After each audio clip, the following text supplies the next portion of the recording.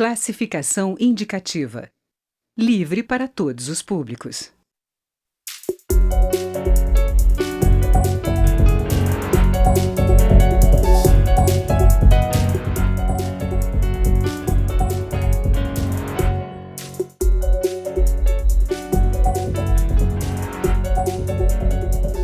Olá! O Brasil começou 2017 com massacres e fugas em presídios de pelo menos 8 estados. Em uma tragédia humanitária, mais de 130 detentos foram mortos em disputas entre facções criminosas que dominam o sistema prisional.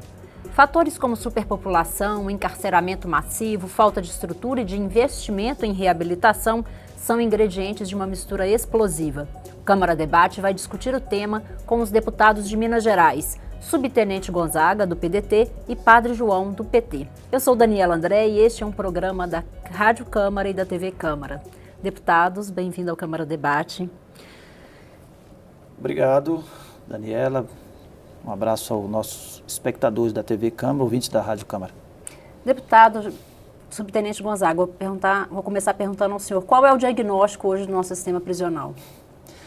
O diagnóstico é o pior possível, né? Aponta para uma realidade muito ruim, de superpopulação, de uma reincidência em torno de 85%, de uma população carcerária a terceira maior do mundo em números absolutos, com um número excessivamente alto de presos provisórios, uma realidade que não tem um número exato, mas fala assim, próximo de 500 mil mandatos de prisão em aberto, com um índice de elucidação de crimes extremamente baixo, né? Há uma pesquisa do CONAMP que dá uma média de 68,25% dos inquéritos abertos para apurar crime de homicídio que não chegaram a nenhuma conclusão. Portanto, você tem um sistema já saturado e um estoque de criminosos à espera da sua hora chegar para ele entrar nesse sistema. Portanto, é um diagnóstico de uma realidade extremamente caótica.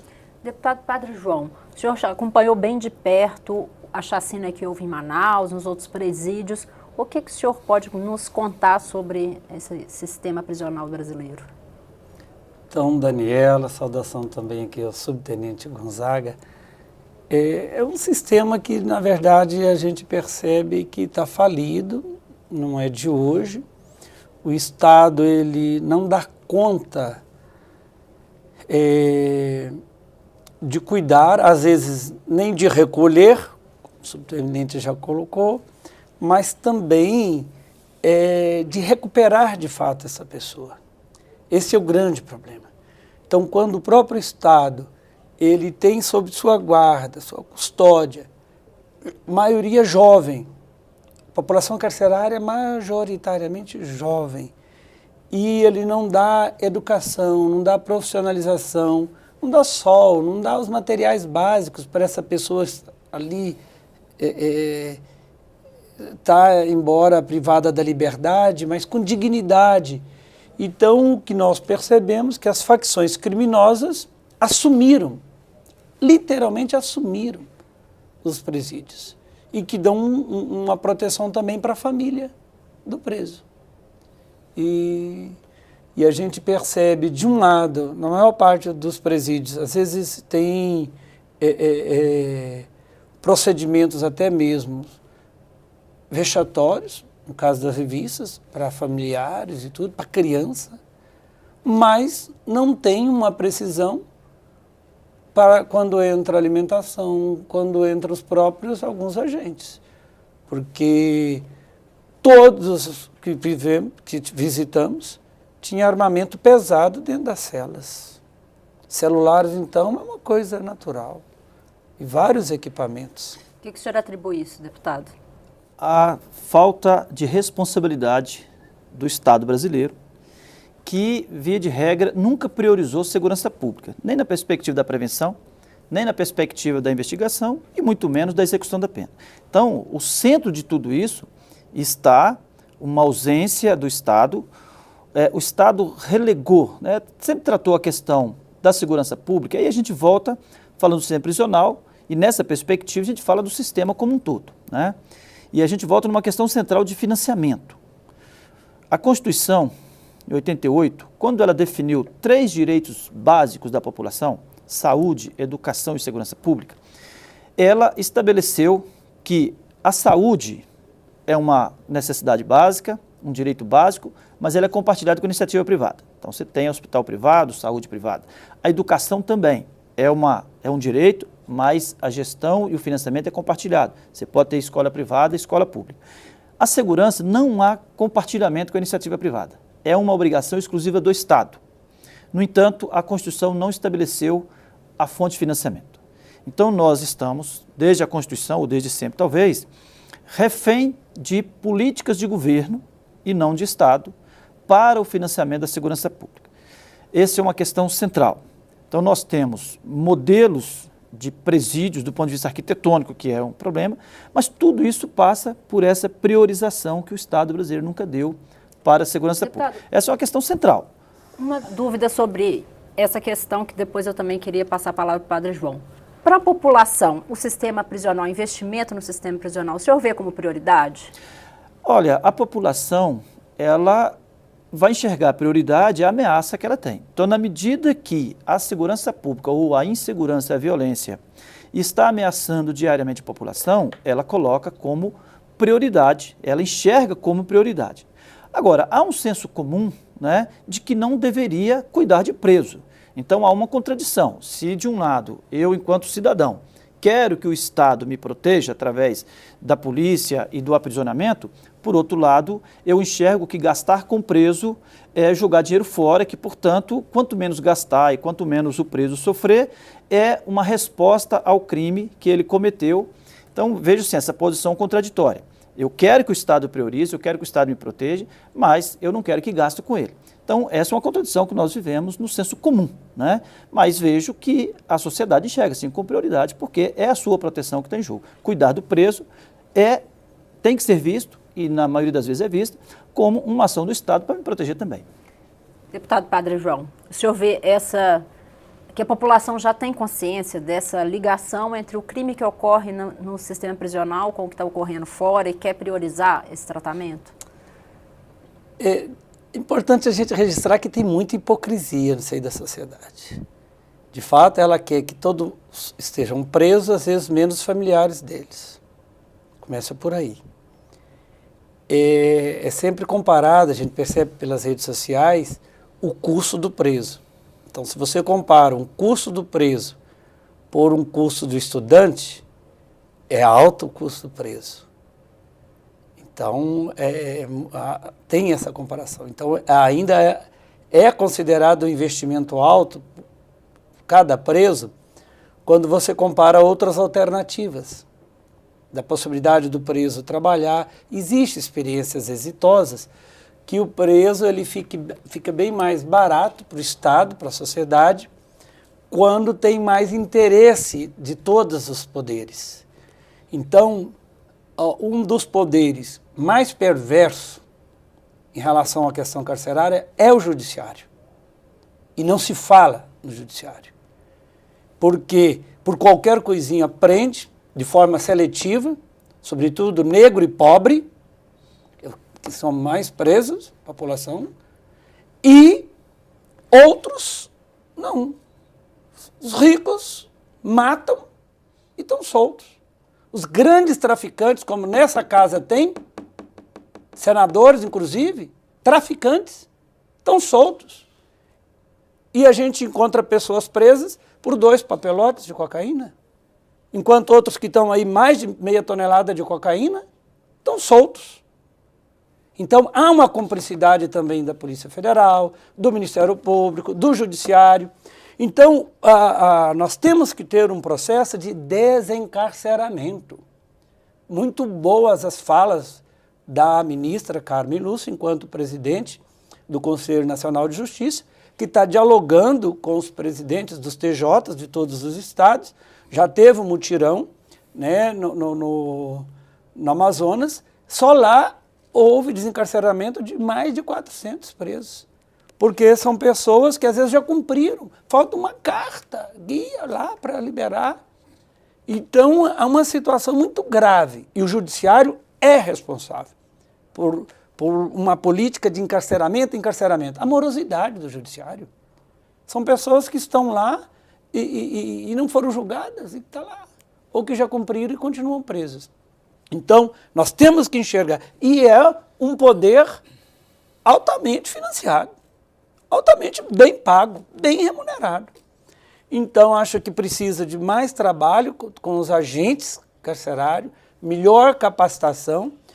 Eu percebo que, embora as terceirizações, quarteirização, porque às vezes é uma empresa que ganha a licitação e repassa para outra, tem deixado o sistema bem mais precário e vulnerável, porque quarteiriza ali a alimentação, uma alimentação estragada, revolta. Nós temos que amar os presos, para criar condições para que eles também resgatar a autoestima e eles terem projetos de vida para a educação, para a saúde, e com certeza isso vai dar maior segurança para a sociedade, quando perceber que aquelas pessoas que estão ali vão ter sol, vão ter alimentação, vão ter proteção da saúde e vão ter assistência psicológica, às vezes psiquiátrica, e aí sim sairão como cidadãos, o que são. Senão a tese da pena de morte ela vai sempre ganhar mais espaço, porque vão achar que não são irrecuperáveis, como esse índice que o próprio subtenente Gonzaga colocou, de 85%, 80% a 85%. Mas existem experiências que, na verdade, têm esse mesmo índice de recuperação, de reinserção na sociedade. Então, Deputados, a gente vai precisar fazer um pequeno intervalo e já voltamos para continuar o assunto. Câmara Debate volta já. Nós estamos conversando sobre o sistema prisional com os deputados de Minas Gerais, subtenente Gonzaga, do PDT, e Padre João, do PT. Continue conosco.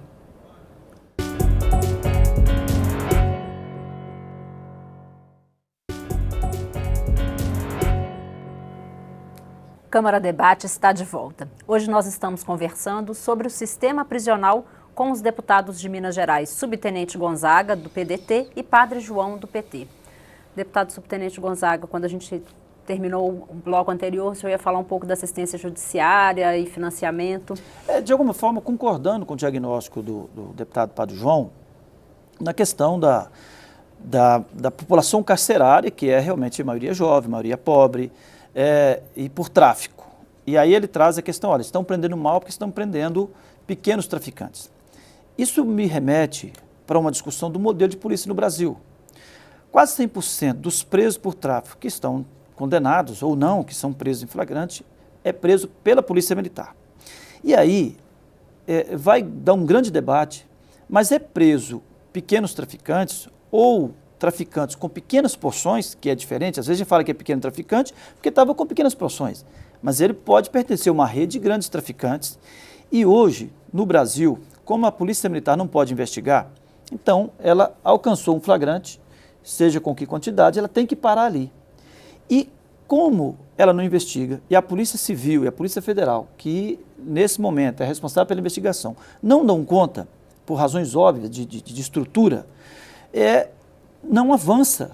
E aí para naquele pequeno, ou naquele que, ainda que grande, estivesse com pequena quantidade. E aí a gente tem essa sensação de que nós estamos com uma superpopulação de pequenos traficantes e que essa seria a razão da superlotação e que a solução seria não prender mais pelo tráfico.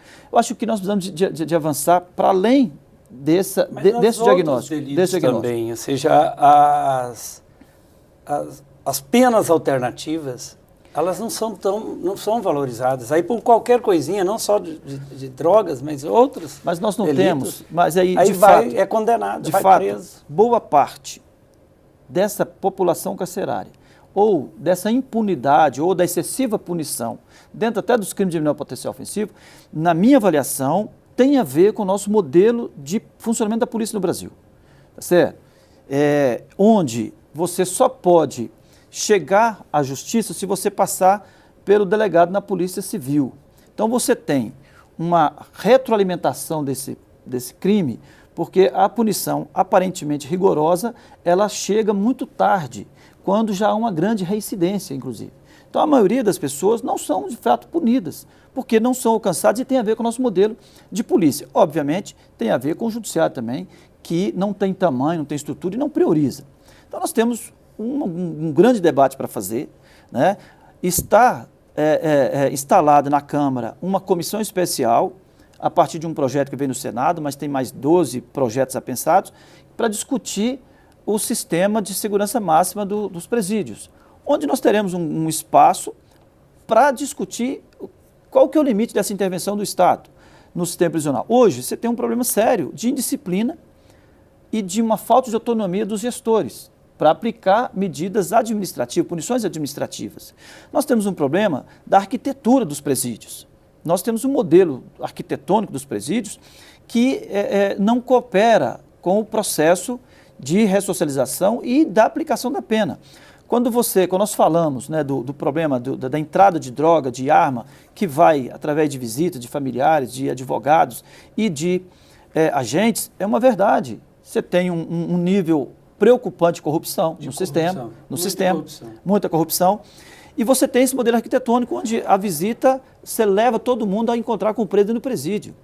Nós precisamos trazer esse preso para encontrar com o seu familiar, com o seu advogado do lado de fora, num outro espaço. Mas esse é um problema arquitetônico. Se não tiver dinheiro e prioridade para construir... da alimentação também. Muita coisa entra junto com a alimentação. Inclusive dinamite.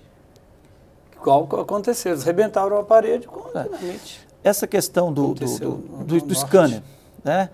Por conta da arquitetura, você passar todos os visitantes no scanner, que reduziria a demanda por revista íntima, por exemplo, vira uma tragédia na gestão. Então, nós temos alguns gestores, algumas unidades que não querem o scanner, porque a arquitetura não permite. Não é que ele não quer que as pessoas passem, é um instrumento necessário. A questão dos bloqueadores, né? Nessa comissão, nós temos um projeto de 2004, 2005, 2007, falando de bloqueadores. Aí entra as operadoras dizendo, olha, eu não posso ser responsável por instalar bloqueadores, eu não posso assumir nenhum risco, o custo da instalação, nem o risco da gestão. Não tinha tecnologia suficiente, hoje já tem, para você selecionar quais aparelhos, quais linhas realmente você quer bloquear. Hoje nós já temos essa tecnologia que acredito que vai melhorar muito, porque até pouco tempo os equipamentos, ele bloqueava todos os telefones de um determinado raio. Isso atingia a população, isso atingia os gestores. Hoje já tem tecnologia que seleciona. Vou passar agora a bola para o deputado Padre João. O deputado subtenente Gonzaga deu aí algumas pistas de fatores que têm que ser solucionados. E o senhor, o que o senhor acha por onde começar?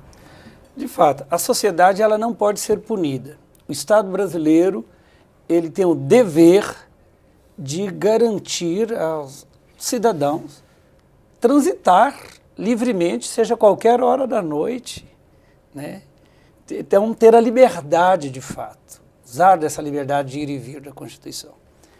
E, então, as polícias, precisa de maior eficiência nas polícias. O senhor acha que essa questão do ciclo completo da polícia ou unificação das polícias pode ajudar nisso?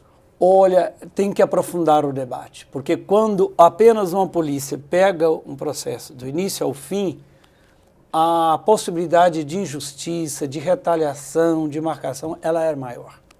Quando você passa de um, outro que dá sequência, ele tem como corrigir.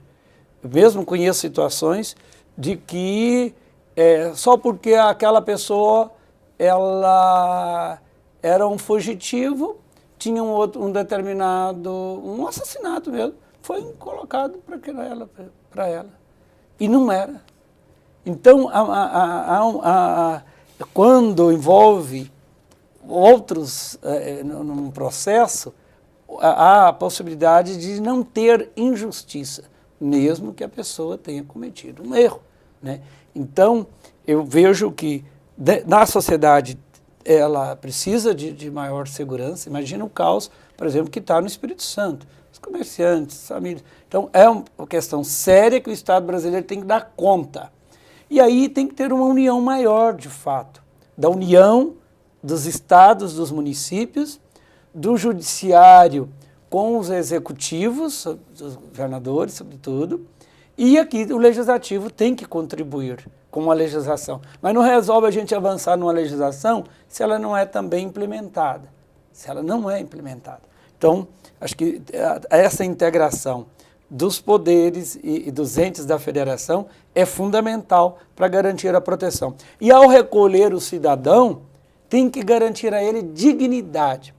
Que mesmo tendo cometido um erro, essa pessoa, ela criar condições para que ela se reestruture e tenha um projeto de vida, tenha perspectiva de vida, inclusive com renda, com educação, cultura e renda para si e para sua família. Hoje, o Estado brasileiro é como que um réu confesso, no sentido de incompetência, porque entregou para as facções criminosas. Quem domina hoje os grandes presídios são as facções, inclusive com conivência de juízes, de promotores, de secretários de Estado, de diretores de presídio. Então é lamentável essa situação. O Tenente Gonzaga queria falar sobre a questão da arbitrariedade. A sua afirmação ou a sua dúvida parte de uma premissa, na minha avaliação, desculpa, equivocada. Porque quando o senhor disse que tem que passar, que ser, através de uma polícia só, aumenta o risco da injustiça e da arbitrariedade, ela parte um pouquinho da premissa, porque a Polícia Federal hoje não tem que passar por ninguém. Ela pode começar e terminar, entregar na Justiça. A Polícia Civil também pode começar e entregar na Justiça. Essa questão do ciclo completo, nós estamos falando de uma eficiência das polícias em comparação ao que o mundo faz. Na América Latina, apenas o Brasil tem esse modelo. Então, nós afirmamos com muita convicção que é o contrário. Hoje, a limitação da competência da investigação talvez seja um fator muito mais preponderante para essa arbitrariedade, porque eu não posso sequer registrar informações que eu tenho de materialidade e de autoria e assinar e oferecer como instrumento para o Ministério Público e Poder Judiciário. Então fica parecendo que eu não sabia, que eu estou plantando, mas eu não tenho a competência, ainda que eu saiba. Então eu queria ponderar que, primeiro, no Brasil a Polícia Civil e a Polícia Federal não precisam de passar por essa outra polícia para fazer esse tal de equilíbrio. Elas já podem fazer. Então, se na Polícia Civil não é problema... tem seletividade, inclusive na Polícia Federal. Sim, mas exatamente, a Polícia Federal e a Polícia Civil, elas têm hoje a possibilidade de selecionar quem e o que investigar, porque elas não respondem à demanda da sociedade. Não é igual a Polícia Militar, que o 190 tocou, você não tem alternativa, está registrado, o cidadão registrou aquela hora que ligou e você tem que ir lá atender. Só que você vai fazer aquele atendimento e na sequência. A Polícia Civil pode selecionar, e é o que ela faz, até pela demanda, não é por ser menos ou mais responsável, porque a demanda não lhe permite dar vazão a todos os crimes. Infelizmente, tem setores irresponsáveis na federal e na civil que abandona, que arquiva determinados casos, sobretudo quando esbarra em autoridades. Nesse sentido, Padre João, eu acho que, inclusive eu, como policial que sou e representante aqui na Câmara desse pensamento, um dos representantes do pensamento do ciclo completo, né, eu tenho uma PEC nesse sentido, nós precisamos de um lado, acreditar e empoderar mais as forças policiais, e eu sei que isso agride a consciência de muitos, tá certo? Quando nós falamos que precisamos de empoderar mais e dar mais autonomia para as polícias, e por outro lado, nós temos que ter também a visão de que é preciso de aumentar o chamado controle externo, mas não é da polícia, é do sistema, porque hoje você não tem nenhum órgão de controle externo do Judiciário, você não tem nenhum órgão de controle externo do Ministério Público, você não tem nenhum órgão de controle externo da Polícia Civil, das polícias. Então, acho que nós, ao discutirmos esse maior empoderamento das polícias, inclusive para fazer intervenções na sociedade para interromper o crime, e isso dentro do sistema prisional também, nós precisamos dessa visão dupla. De um lado, a sociedade, o Estado, reconhecer que, com esse nível de intervenção, nós vamos continuar fazendo menos do menos. Deputados, nosso tempo está próximo do fim. Eu queria que os senhores falassem 30 segundinhos aí, uma mensagem final sobre esse problema e a solução. Estamos aí já, né, também num período assim que exige do Estado brasileiro mais atenção e de cada cidadão também mais atenção. Eu espero é que a gente avance. Acho que tanto na legislação, mas eu concordo com o subtenente Gonzaga em relação a esse controle externo, porque de fato é vergonhoso o judiciário cometer tantas questões aí que a gente sabe, assim também a próprios setores da Federal, do Ministério Público, parcialidade e não ter nenhum controle externo. Isso deixa a nossa democracia capenga, manca. A minha grande expectativa é que a comissão especial que está trabalhando a questão do regime de segurança máxima do sistema prisional possa efetivamente atualizar a legislação, seja de utilização dos bloqueadores, seja da lei de execuções penais, que possamos também dar garantias legais de financiamento. Por exemplo, a medida provisória 755, ela comete um atentado contra o sistema prisional. No auge da crise, nós estamos com a medida provisória que está retirando recurso do fundo penitenciário, transferindo para a segurança pública, mas não é para aplicar nas polícias, é para fortalecer a Força Nacional, para ter uma polícia do Ministério da Justiça. Então nós precisamos de trabalhar nesse sentido e acredito que esta comissão poderá ser um espaço para aprofundar esse debate que o Padre João está defendendo aqui. Deputados, obrigada pela presença. Já deixo o convite para voltarem a falar mais detalhadamente da questão policial e o ciclo completo e essas diferenças. Muito obrigado. O Câmara Debate termina aqui. Conversei sobre o sistema prisional com os deputados de Minas Gerais, Subtenente Gonzaga, do PDT, e Padre João, do PT. Você pode rever essa e outras edições na nossa página na internet ou no YouTube. Até mais.